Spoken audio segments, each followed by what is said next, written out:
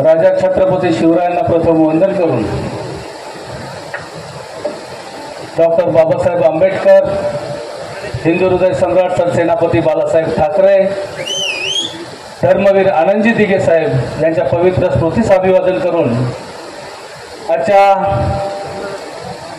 लोकसभा 2024च्या आपल्या महाविकास आघाडीच्या उमेदवाराच्या प्रचारार्थ आजच्या सभेमध्ये उपस्थित असलेले देशाचे नेते माननीय शरदचंद्रजी पवार साहेब, शिवसेनेचा बुलंद आवाज सन्माननीय खासदार संजयजी राऊत साहेब, विधिमंडळामध्ये ज्यांच्याकडून आम्हाला खूप काही शिकता आलं असे सन्माननीय जयंतजी पाटील साहेब, डॉक्टर जितेंद्रजी आव्हाड साहेब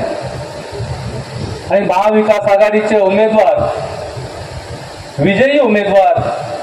सन्माननीय बालामामा म्हात्रे, तसेच मंचावर उपस्थित असलेले सर्व सन्माननीय मान्यवर, समोर उपस्थित असलेले सर्व मतदार बंधू आणि भगिनींनो, आजच्या या सभेचं खऱ्या अर्थाने जे नियोजन आहे, या नियोजनामध्ये शहापूर तालुक्यातील संपूर्ण जनता जी आहे अतिशय मोठ्या प्रमाणात या ठिकाणी उपस्थित झालेली आहे आणि खऱ्या अर्थाने या सभेला पत्रकार बंधूंनी या ठिकाणी हजेरी लावून या सभेचा वृत्तांकन आपण जे करणार आहात त्यासाठी मी एवढंच या ठिकाणी सांगेन की सन्माननीय बालामामा म्हात्रे यांना मत म्हणजेच आपण लोकशाहीला मत देतोय असं समजून या ठिकाणी मत द्यायचं आहे। आपण सर्वजण जगातला सर्वात मोठा लोकशाही असलेला देश म्हणून आतापर्यंत सांगत होतो, परंतु सध्याच्या राजकीय परिस्थितीमध्ये आपण बघतोय की देशातली लोकशाही ही धोक्यात आलेली आहे। बाबासाहेब आंबेडकरांनी दिलेलं संविधान जे आहे ते धोक्यात आलेलं आहे आणि हे जर आपल्याला वाचवायचं असेल तर आपल्याला या ठिकाणी असलेल्या ज्या भाजपचे उमेदवार आहेत किंवा भाजप पक्षाबरोबर असलेले उमेदवार असतील त्या सर्वांना पाडल्याशिवाय आपल्याला हे अबाधित राखता येणार नाही। आणि आपल्या ह्या विभागामध्ये खरं तर भिवंडी लोकसभेमध्ये आपल्याला सर्वांनाच माहीत आहे की गेल्या 10 वर्षापासून जे खासदार आहेत त्या खासदारांना देखील निवडून आणण्याचं काम आमच्या सन्माननीय शिवसैनिकांनी केलेलं आहे, बाळासाहेबांच्या शिवसैनिकांनी केलेलं आहे। ते नेहमीच जिंकून आल्यानंतर बोलत होते की मला जिंकून आणण्याचं काम जर कोणी केलं असेल तर ते शिवसैनिकांनी केलंय,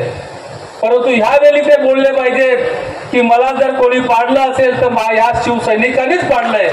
अशा प्रकारचं काम आपल्या सर्वांना करायचं आहे। खरं तर अनेक वक्ते या ठिकाणी बोलणार आहेत। देशाची परिस्थिती आपल्याला सर्वांनाच माहीत आहे की लोकशाही धोक्यात आहे, संविधान धोक्यात आहे आणि अशा परिस्थितीमध्ये महागाई वाढलेली आहे, तरुणांपुढे रोजगारीचा प्रश्न आहे, शेतकऱ्यांचे प्रश्न आहेत, त्या ठिकाणी महिलांचे सुरक्षिततेचे प्रश्न आहेत, त्याही पलीकडे विद्यार्थ्यांच्या शिक्षणाचे प्रश्न निर्माण झालेले आहेत। आज खरी गरज आम्हाला जर कुठली आहे तर ती गरज आम्हाला मोफत शिक्षणाची आहे, खरी गरज आहे आम्हाला मोफत आरोग्य सेवेची आहे, परंतु या ठिकाणी दिलं काय जातंय, 80 करोड लोकांना मोफत रॅशन दिलं जातंय। मी तर नेहमीच सांगतो की 80 करोड लोकांना मोफत रॅशन देणं याचा अर्थ 80 करोड लोकांना लाचार बनवणं आहे। त्यापेक्षा जर आम्हाला काय द्यायचंच असेल तर आपण मोफत शिक्षण दिलं पाहिजे, मोफत आरोग्य सेवा दिली पाहिजे। परंतु या ठिकाणी जे सत्तेत असलेले सरकार आहे हे सरकार शेतकऱ्यांचे प्रश्न सोडवण्यापेक्षा,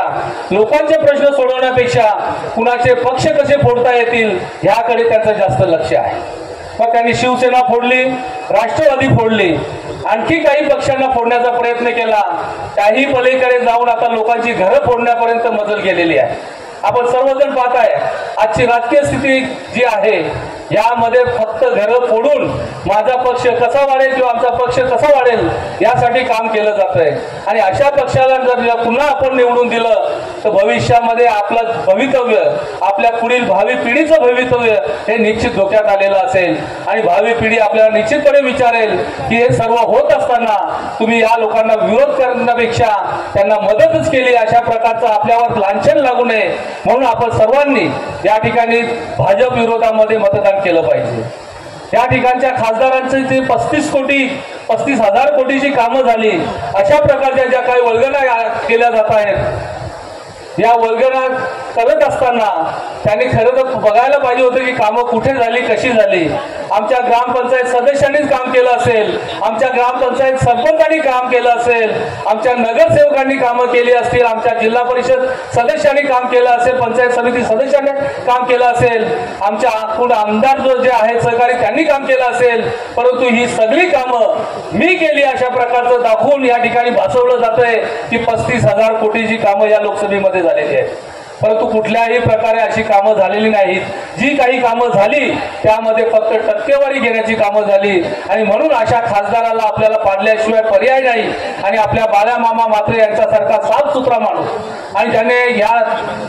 जिल्हा परिषदेमधून आपल्या कामाची एक चांगल्या प्रकारची चुणूक दाखवलेली आहे, त्यांना संधी देऊन निश्चितपणे या लोकसभेचा विकास करण्याचं काम त्यांच्या हातून होईल अशा प्रकारचं काम आपल्या सर्वांना करायचं आहे। आणि म्हणून येत्या 20 तारखेला आपण सर्वजण, तुम्ही तर सर्व काम करणारच आहात, परंतु आपले जे काही सहकारी असतील, आपले जे काही मित्रमंडळी असतील, आपले नातेसंबंधित लोक असतील, या सर्वांना आपल्याला सांगायचं आहे की 20 तारखेला आपल्याला भाजपला गाडायचं असेल तर आपल्या बाळामामाची जी निशाणी आहे, जी तुतारी वाजवणारा माणूस, या निशाणीवर भरघोस मतं देण्याचं काम आपण सर्वांनी केलं पाहिजे आणि ते तुम्ही कराल अशी खात्री बाळगतो आणि थांबतो। जय हिंद, जय महाराष्ट्र, जय भीम।